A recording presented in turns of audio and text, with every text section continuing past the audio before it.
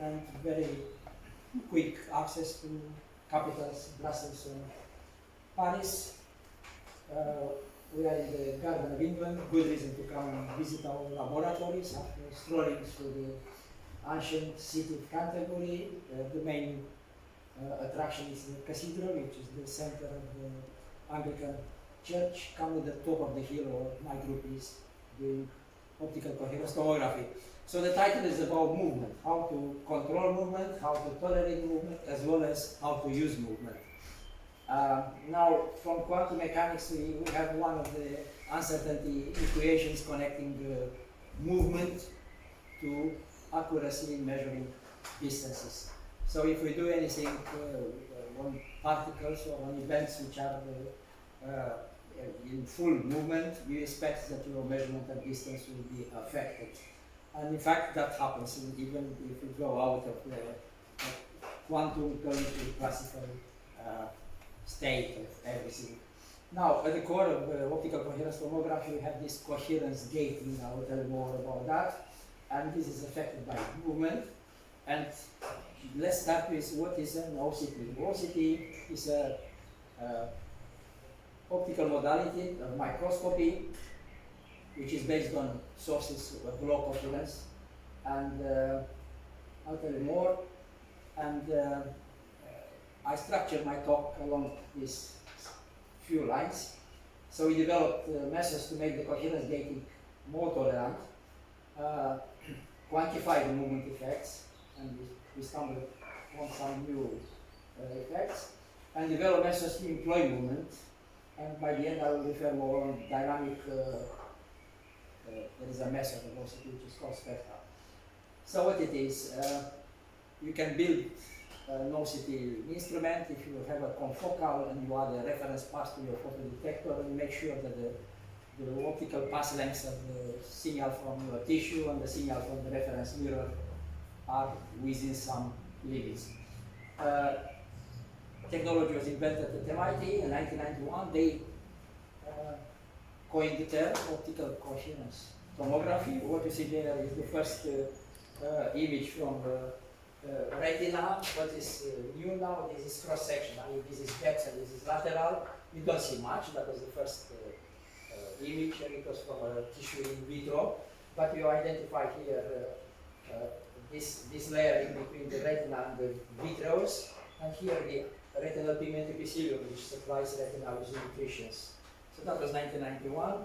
We started 1993 in Kent, and under the advice from Professor Fiske at the Institute of Ophthalmology in London, who was a fan of confocal microscopy, and confocal microscopy is like in microscopy, the images unfaced. He said, fine, Adrian, why don't you make an OCT to do unfaced?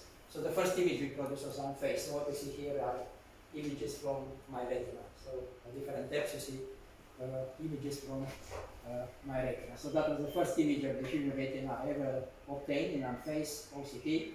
And we continued then with collaboration from the New York Eye Infirmary, Richard Rosen, and we had several system transferred to New York. By the way, as something else, Institute of Ophthalmology in London and New York Eye Infirmary are the oldest hospitals, eye hospitals in the world.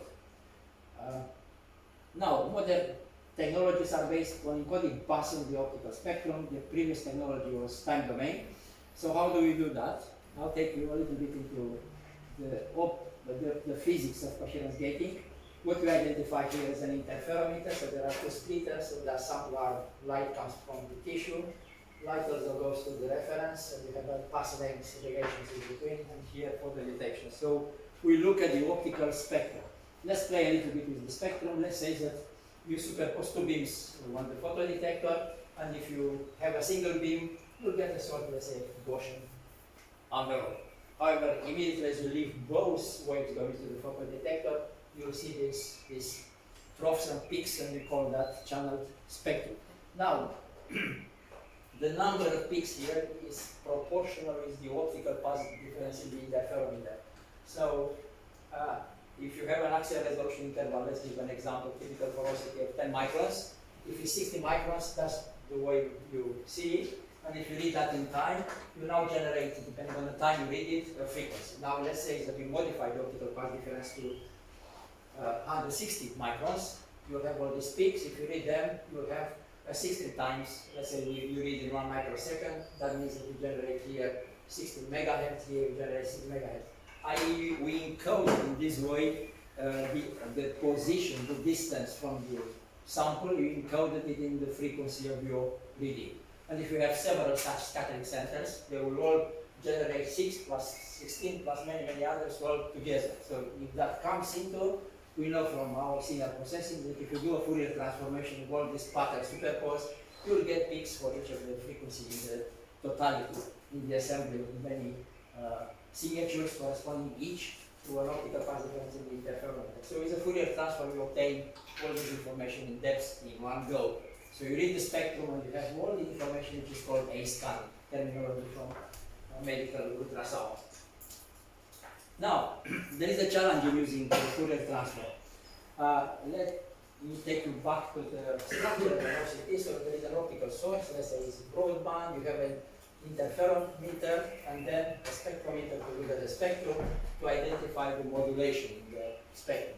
And then there is a block fast Fourier transfer. So we do that. Okay? So from this modulation you obtain that. But that is only in principle. Only in principle. Because modulation of the spectrum is nonlinear. As we know, the distribution of frequencies over the pixels in the spectrometer, they don't go along optical frequency, as well as if you use a tuning laser, it is not linear, and there is also dispersion in the interferometer. So because of that, that's exactly what you see from a spectrometer. You see here we have denser peaks, while here slower peaks. So if you do a Fourier transform, you get something. But you expect to have a single peak, a delta function. So what you have to do, you look at the phase, fine, and next you reorganize the data along optical frequency, and phase is now linear, so now only now you apply the signal to a FFT block, and you obtain the position corresponding to your mirror position. So you have to do that for each spectral reading. So what we developed in Kent, we developed a method where we don't need to do that. Simpler. We had a Marie Curie fellow, 2 years spent in my group, and he reminded us, now he's professor in Brest, if you measure 2 spectra, you can have all spectra. So we don't do FFT, we recognize patterns in the spectral modulation. So we collect 2 spectra. From those 2 spectra, we infer these 2 unknowns, which are functions of wave number, optical frequency. So from 2 spectra, but we collect a little bit more, to have better accuracy, we can build any modulation. And then we look into the spectrum if that modulation comes to us. If it's there, that means that optical path difference is present somewhere in the tissue. So how do we do? Initially, we place a mirror in 2 5 positions. You collect those spectra. With those spectra, calculate the functions. That's the nonlinearity in the spectrum. The other one is the chirping coming from the interferometer dispersion. And then having all this, you put them in the memory, remove the mirror, and now place your object, the eye, the tissue, skin, cells, do the same, but compare what comes here with all these patterns. No FFT. Dr. Adrian Podoleanu, by that time, he was postdoc on my ERC advance, developed all this digitizer processing with a processor for this calculation for each depth with the memories, which call the mask in the memory, and you obtain images like all the other groups using FFTs. I don't have time to go into that. I will go more into the interest of this conference. So there are 3 main parameters of the optical coherence tomography. One, the most important, is the axial resolution in depth, which is given by the coherence length of the source. So the larger the spectrum of the source, the smaller is this one, giving you better and better axial resolution. So now we have lasers here, which they go over 200 nanometers, and now invisible, you have axial resolution sub-micron. So we compare now with focal microscopy. Disadvantages for the method is the fact that we use interference. That means that we need from depth to still have photons in strict relation phase with the photons in the reference. And in skin, that goes out in less than 1 millimeter, indenting 0.8 millimeter, in the retina is 1.5, a little bit more perhaps. But advantages for OCT is this factor, that you multiply your local signal, like in confocal microscopy coming from the tissue, it's a strong signal from the reference. And in this way, if you compare a lucid confocal microscope of skin at the same wavelengths, that will be limited to 350 microns. If you do OCT at the same wavelengths and the same power, you obtain over 1 millimeter because of this quasi-amplification effect. In terms of comparison with the other medical imaging modalities, confocal microscopy will be here. As I told you, the example of 350 microns for the lucid microscope. And in terms of resolution, sub-micron. Now OCT with the superconducting sources, now we can compete with this. And ultrasound is 50 microns and color. There's no other modality to give you better X-ray resolution than OCT. Then we started translating our technology to New York. We translated more than 6 instruments, one in Amsterdam, one Akashimawa College in Japan, and many others. Then we progressed the technology to other objects than medical, like dental constructs, so we have 2 systems in Timisoara, and art conservation, so we can do all sorts of things. Going back to medical, that's cornea, and so on, vitreous. So here, the first one was at the Institute of Ophthalmology, and these are at Dr. Babish in Timisoara. Then collaborated with King's College, with Imperial, with Yale, we place systems over there. In embryology, I'll tell you more. And 2 years ago, we placed one OCT plus Raman plus AI at City Hospital in Nottingham.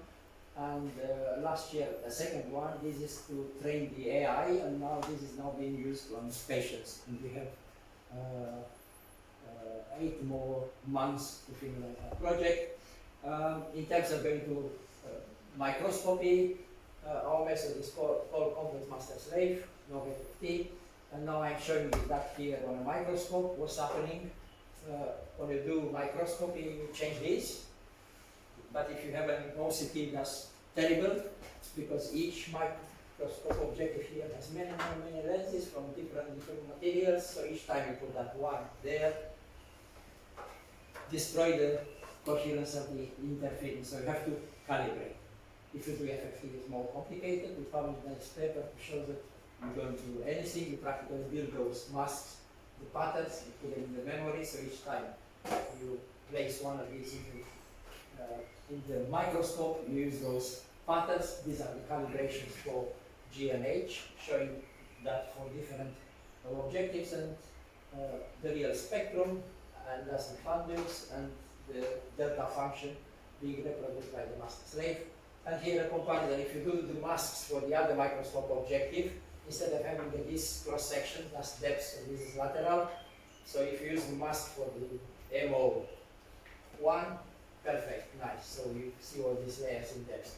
But if you use the mask for the other one, you see that's the effect of dispersion. You cannot have good X-ray resolution for this interface, in this interface. And that's why calibration is essential. And these are images which we had BBSRC grant when we're looking at embryos, and that shows the unphased view, and that's a cumulated interference image building an aggregated kind of confocal image. Now, I don't have time to refer to this research.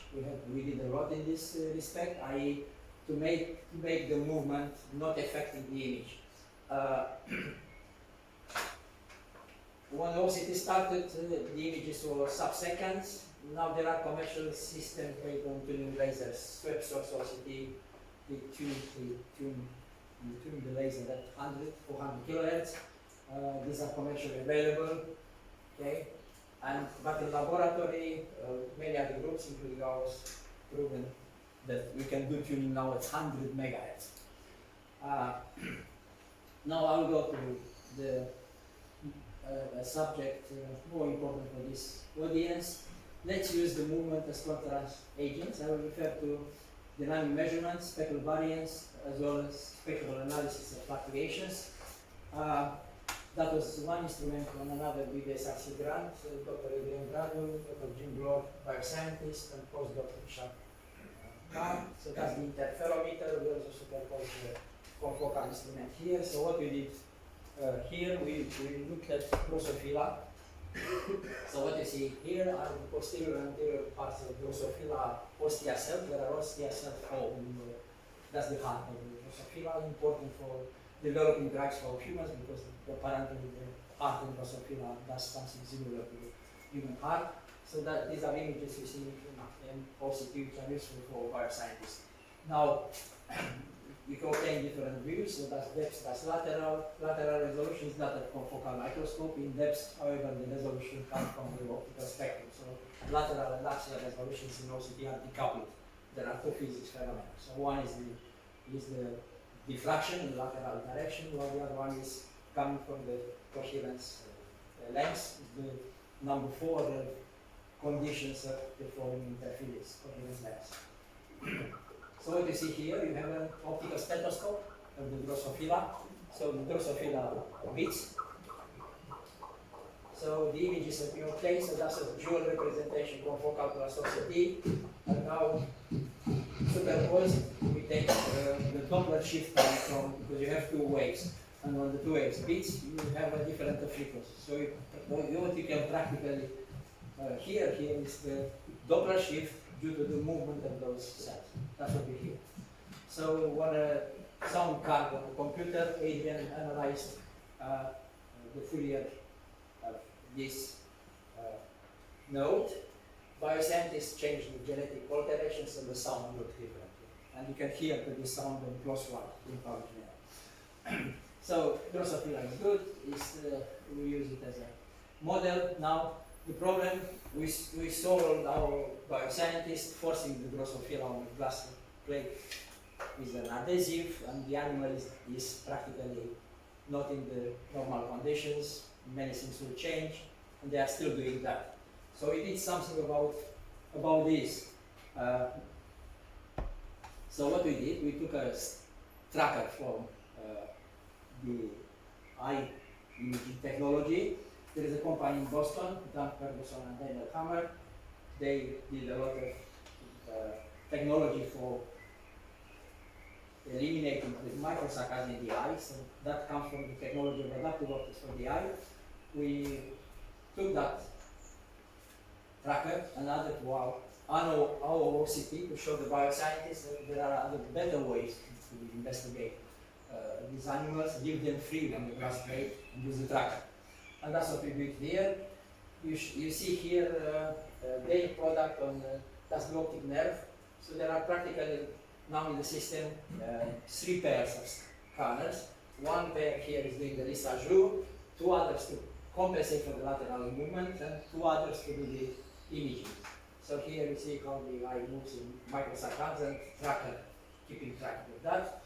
So we built this together. These are the scanners, all the scanners here.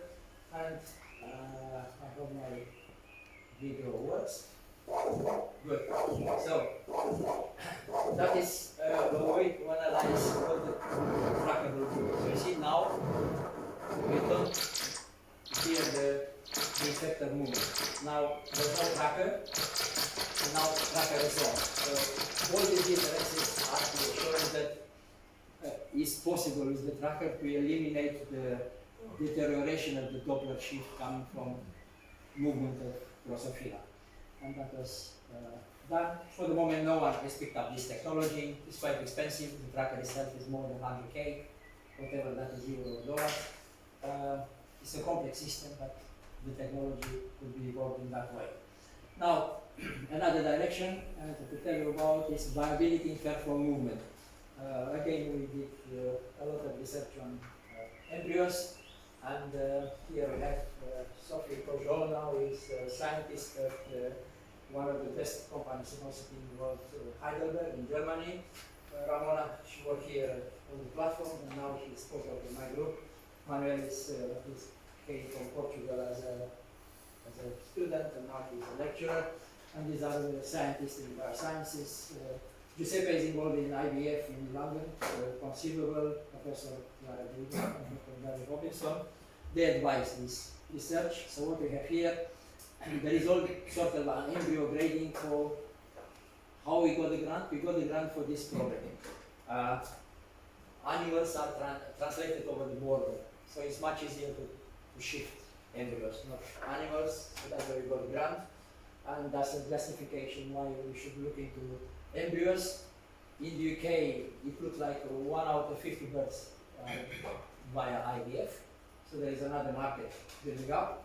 We looked at day 7 post-IVF bovine embryos, and we did what we call depth resolved spectral body. So we look at the interference image, either cross-section or on face, and we compare images. By comparing those, we obtain a variation from frame to frame. And the frame synosity could be 100 Hz, kilohertz, is sufficiently fast. And now you can evaluate, you can perform some quantification which will give you an information about vitality. So Sophie, who did her PhD on this, didn't sleep for 1 day, and she measured all this and identified the fact that in time, different depths in the embryo will die at different time, which is there. So these are vibrations inside embryos, classified as a couple embryo.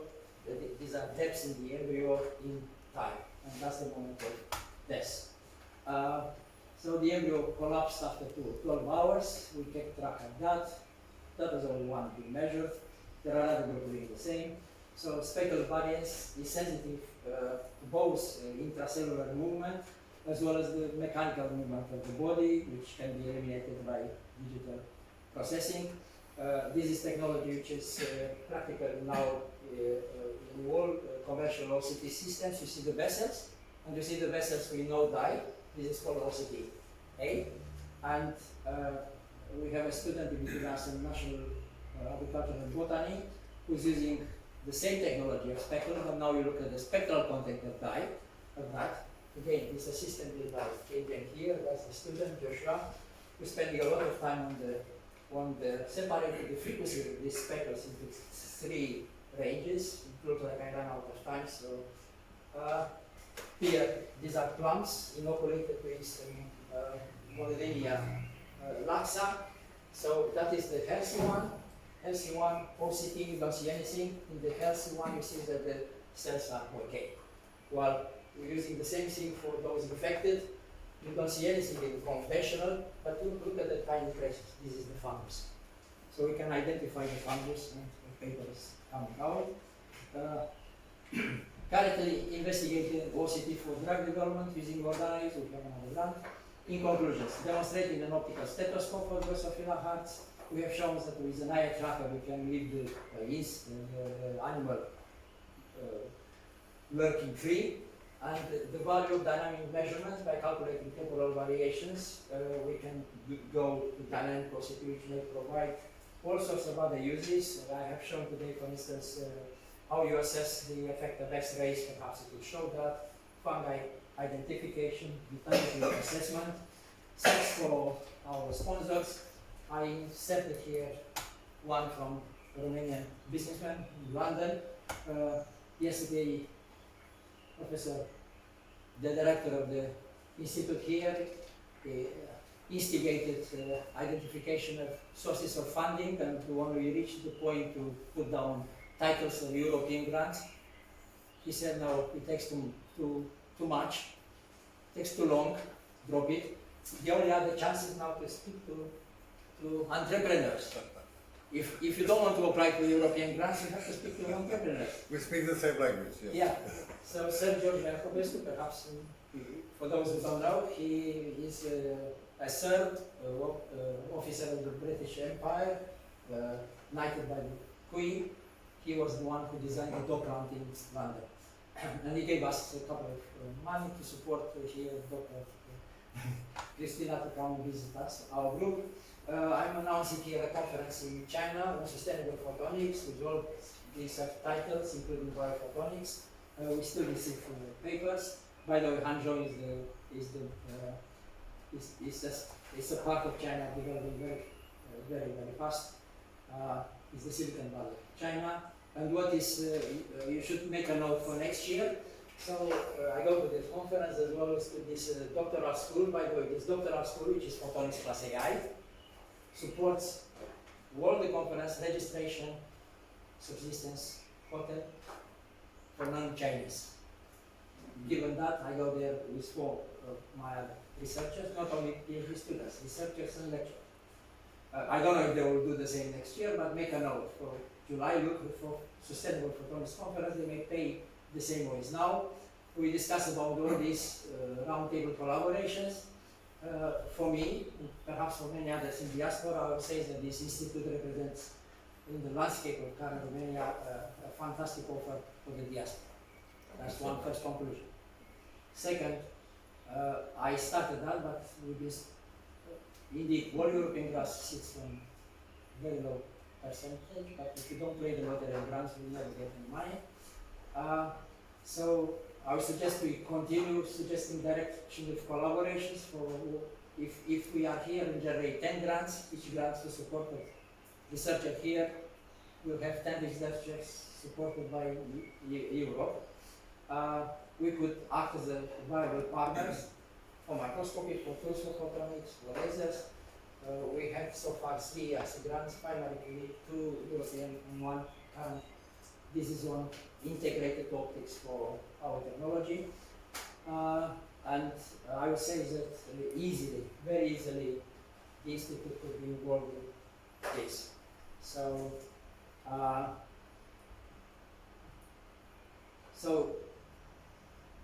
if anyone would like to investigate this, we are happy to have several OCD systems to try your samples.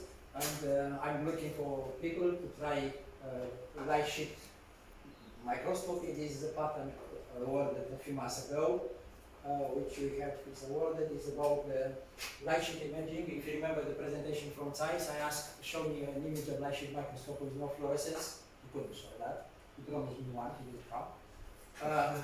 This is a way world light shift microscopy uses fluorescence. If you want to go to scattering tissue, and if you want to maintain viability of the cells, and you cannot put a fluorescence. So this is about using OCT to enhance the light shift microscopy for those cases.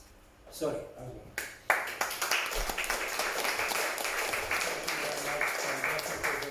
Actually, just to trigger a smile list, I think we may ask you for funding if you could manage to send make some use of this fantastic patent. So thank you so much. You are both a scientist and also partly very successful to be entrepreneur. I like it. Thank you so much. Example from others. Unfortunately, we do have time for just one. We already, I don't know how we'll manage to coffee break, but it doesn't matter.